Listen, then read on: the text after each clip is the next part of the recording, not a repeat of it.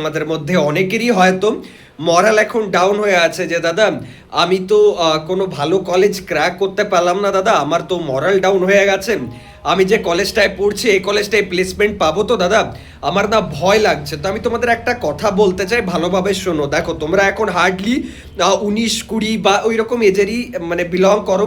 তো এই এজে তোমাদের যে এই মানে অ্যাওয়ারনেসটা এসছে যে হ্যাঁ আমাকে পড়তে হবে বা আমি যে কলেজটা পেয়েছি সেটা হয়তো অতটা ভালো না, বা আমার প্লেসমেন্ট পাবার দরকার আছে, আমার চাকরি পাবার দরকার আছে, আমার লাইফে এক্সেল করতে হবে, আমাকে যেই ক্র্যাক করতে হবে, এই যে অ্যাওয়ারনেসটা এসছে না, ইটস মোর দ্যান এনাফ। ঠিক আছে, নিজেকে কারোর সাথে কম্প্যারিজন করার কোনো দরকার নেই। তোমাদের একটাই ব্যাপার শুধু আমি বলতে চাই, ভালোভাবে শোনো।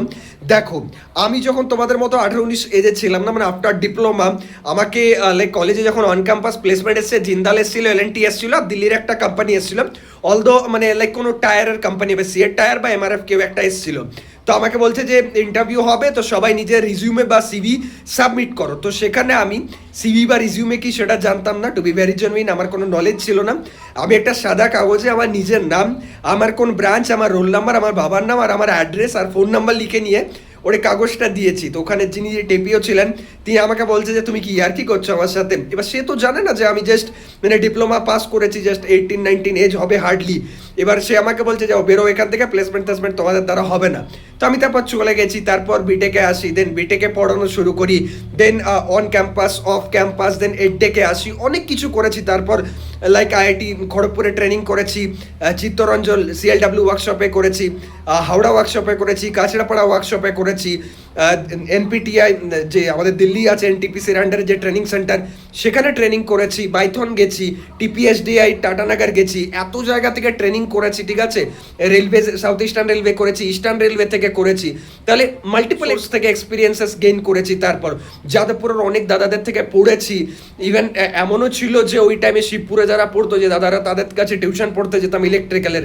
তো অনেক কিছু করেছি না। তারপর সো ডোন্ট জাজ yourself by a single like exam, বা এরকম আমি বলছি না যে একটা পেজ কি তোমার লাইফ ডিসাইড করবে না, আমি সে না ওরকম ফিল্মি ডায়লগস দেবো না। বাট ব্যাপার হচ্ছে এটাই যে এটা সিঙ্গেল তো জার্নি নয়, তোমার এরপর তো আরও অনেক সুযোগ পাবে। তুমি দেখো, তুমি সাপোজ একটা ফালতু কলেজে ঢুকেছো, তুমি পাবে সেমিস্টারে সিজিপিএটা ইমপ্রুভ করার একটা সুযোগ, তুমি পাবে সাইডে তোমার সফট স্কিল ইমপ্রুভ করার সুযোগ, তুমি কমিউনিকেশন স্কিল ইমপ্রুভ করতে পারবে, তুমি পড়াতে পারবে, চাইলে ইন্টার্নশিপ ক্র্যাক করতে পারবে, চাইলে তুমি অন ক্যাম্পাস ক্র্যাক করতে পারবে, অফ ক্যাম্পাস ক্র্যাক করতে পারবে, গেট ক্র্যাক করতে পারবে, কোনো গ্র্যাজুয়েট লেভেলের গভর্নমেন্ট জব ক্র্যাক করতে পারবে, কোনো এইচএস বা কম্বাইন্ড যে হায়ার সেকেন্ডারি লেভেলের যে এসএসসির এক্সাম হয়, সেন্ট্রালের বা রেলওয়েজের যে এক্সাম হয়, সেগুলো ক্র্যাক করতে পারবে। তো সেগুলোকে টার্গেট বানাও না, একটা জিনিসকে কেন ধরে বসে আছো, লাইক সেটার পেছনে 3 বছর 4 বছর 5 বছর ড্রপ করে দিচ্ছ।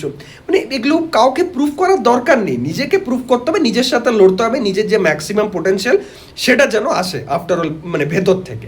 এই ব্যাপারটা টেক কেয়ার করো, আমি সবাইকে এটাই বলবো। ওকে, কেউ নিজের মরাল ডাউন করবে না, একদম মোটিভেটেড থাকবে। আর মোটিভেশন দেওয়ার জন্য আমি আছি, পড়ানোর জন্য আমি আছি। ফার্স্ট ইয়ার হোক, সেকেন্ড ইয়ার হোক, থার্ড ইয়ার হোক, ফাইনাল ইয়ার হোক, প্লেসমেন্ট সেটা on campus of campus semester, সব কিছুর দায়িত্ব আমি নেবো তোমাদের।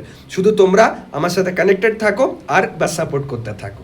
থ্যাংকস এভরিওয়ান, দেখা হচ্ছে নেক্সট ভিডিওতে। কমেন্ট করে জানাও কোন কলেজ তোমাদের অ্যালোটেড হয়েছে বা কোন কলেজে তুমি পড়াশোনা করছো। Thank you.